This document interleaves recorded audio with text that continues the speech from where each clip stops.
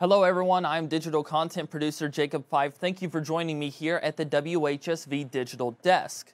Now, last week I did a series of local stories, which I hosted here at the CTV desk, and you all seem to really like those. So I'm going to try and do these a bit more frequently. So if you ever have any suggestions for a story you would like to see me do, feel free to leave a comment on this video. You can message the page. You can also send an email to our newsroom. That's newsroom@WHSV.com.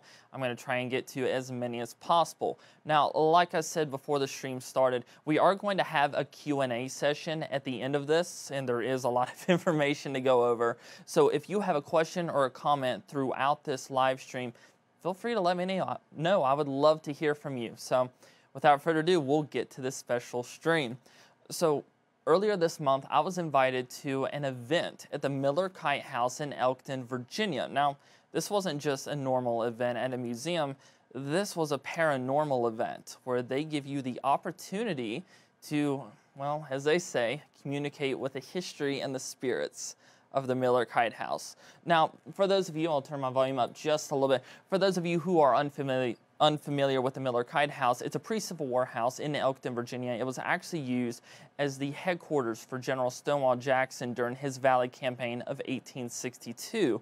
After the American Civil War, it passed hands a few different times, and it was eventually donated to the town of Elkton to kind of preserve and almost be like a living museum. And like I said, it is a museum now, but they do offer historical tours and paranormal tours.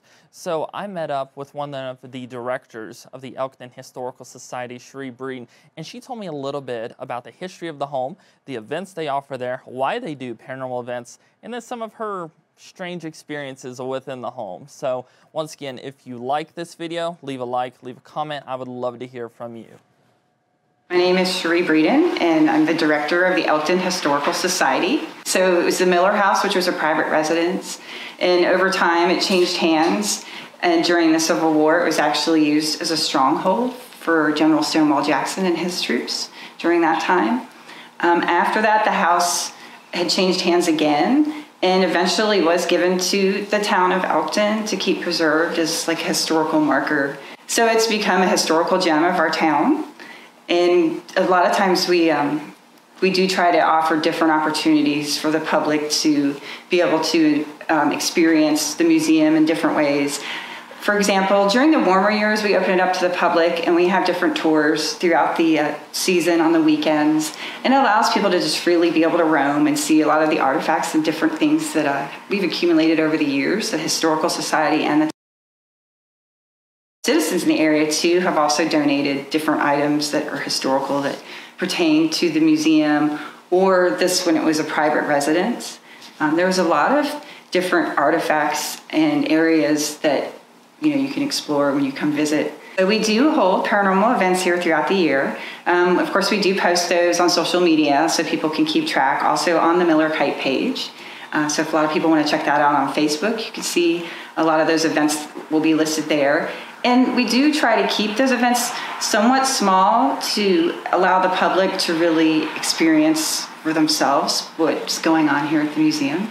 A lot of interesting things that we have encountered during these events. So the events that we offer is also a great way to raise funds for the museum, since it continually does need upkeep over the years. There's a lot of things, especially with a building this old, that needs a lot of maintenance and upkeep over the years. So hosting these different events, exploring the paranormal, also funds some of that. And as I mentioned, it helps allow the public to get the opportunity to experience what's going on with the spirits here and what we have to offer as a museum and the different artifacts and historical items that are here. Definitely, this place is haunted. And if you would like to see that for yourself, feel free to check out one of our events, because typically, I see that 90% of the people leave here, believing and realizing that there's a lot more going on than we're aware of, especially here at the Miller-Kite Museum. But the spirits that are left behind here do seem to be mostly affiliated with the war, the Civil War, which is quite interesting.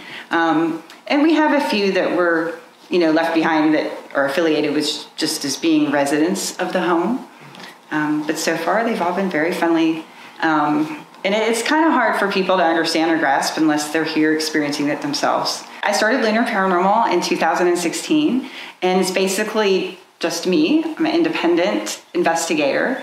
Primarily, my goal and interest is to reveal to the public and to people who are interested in the scientific community that there are things that, oftentimes we can't see, hear, or feel, but they are within our grasps if we just take the time to use the technology and have the patience to look into it.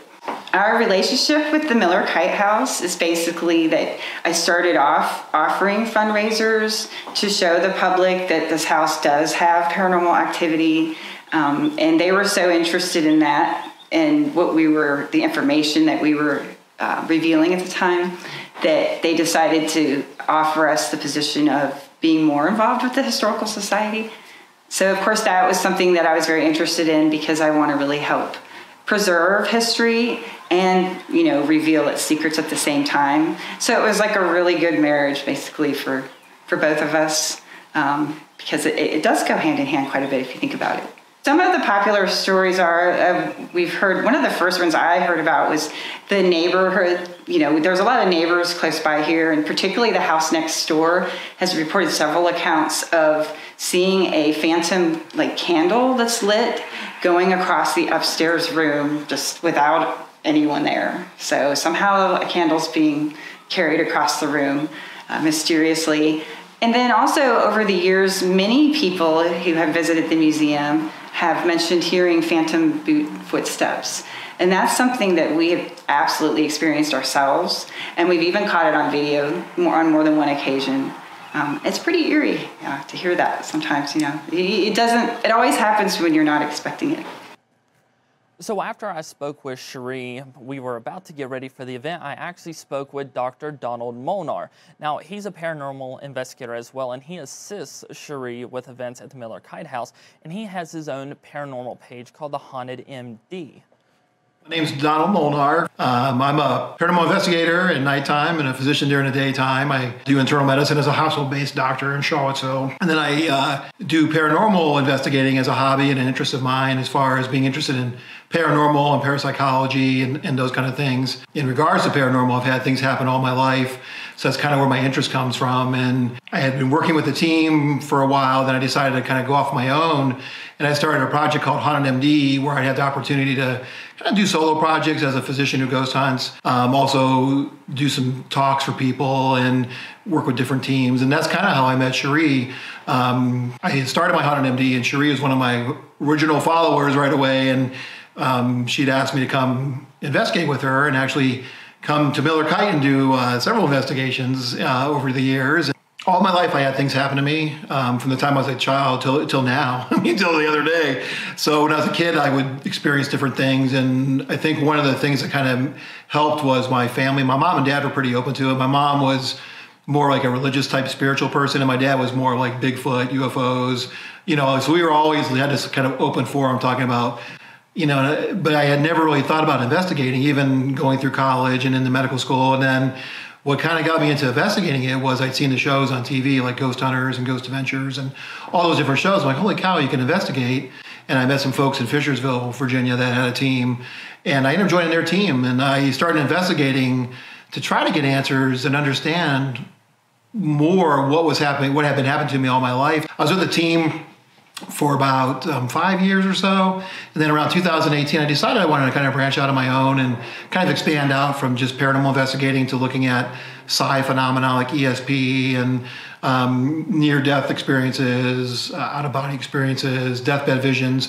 So I started kind of reading about those and talking to patients about those. And so I wanted to kind of incorporate more of like the parapsychology mixed with the ghost hunting and all that kind of thing. So I started out doing Haunted MD. One of the most interesting things was we had camera set up. We were doing I think it might have been a public investigation, and I had a camera filming the front room, but it also caught a reflection in the window, and you could actually see what appears to be like an apparition appear as a reflection in the window. And I caught that on camera. Now I didn't catch the actual apparition on camera, but you could catch the reflection of something walking in the hall where the main stairs are, where you come in the front door. And that hallway notoriously seems to be having activity with various equipment and disembodied sounds and footsteps and all these things. So it was interesting to actually have caught this on camera. So much history happened here with the Civil War and before that and after that, that, you know, it seems like places that are involved with a lot of trauma or that kind of energy, they seem to harbor the energy, or the energy seems to stay there. So it seems to be something related to maybe the history of it. The other thing you wonder about is there something with the land itself. You know, there's different theories with the land, you know, what type of rocks, and if there's quartz or this kind of rock or that kind of rock, or is there nearby water? So, you know, it's hard to know, but yeah, it is interesting that this particular house seems to have consistent activity.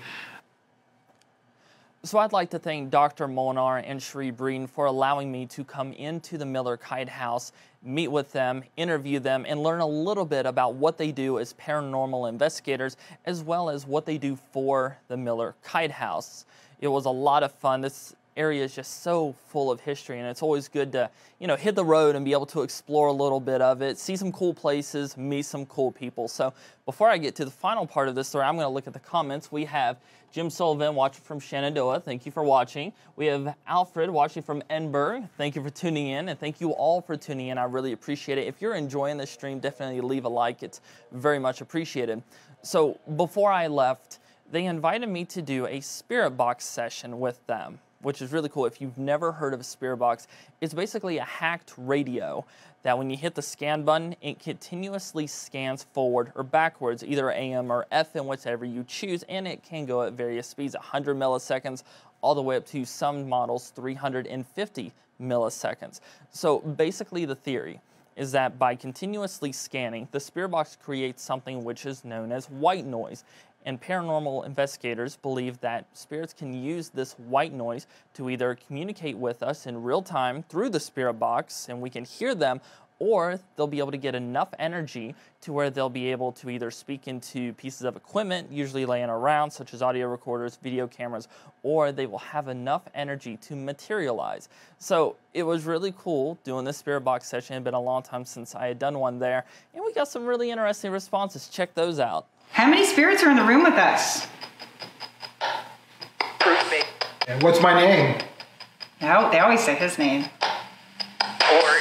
What? I thought you said Corey. That's what it sounded like it said. Who's know. Corey? What about is Margaret? Margaret, are you there?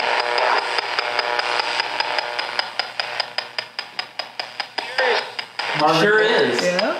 Well, thank you. Can you say your name, please? What? If you're in this room with us, can you please say hi as loud and as clear as you possibly can? Flashlight can on. Yeah. Thank you for Well, turning the thank light you. on. Yeah. The spirit box is a really cool piece of equipment to use, but sometimes the static can get a little annoying. I apologize if the audio was a little loud. I tried to amplify and clean it up enough to where you heard what we thought may be spirit voices. So once again, I hope you all enjoyed this special report. I had a lot of fun putting it together, as well as working with the people at the Miller-Kite House, Cherie, and Dr. Molnar. Like I said, if you enjoy this report, leave a like, leave a comment, definitely share it, and tag someone you think would be interested in seeing something like this. And would you like to see more possibly paranormal or cryptid or UFO content?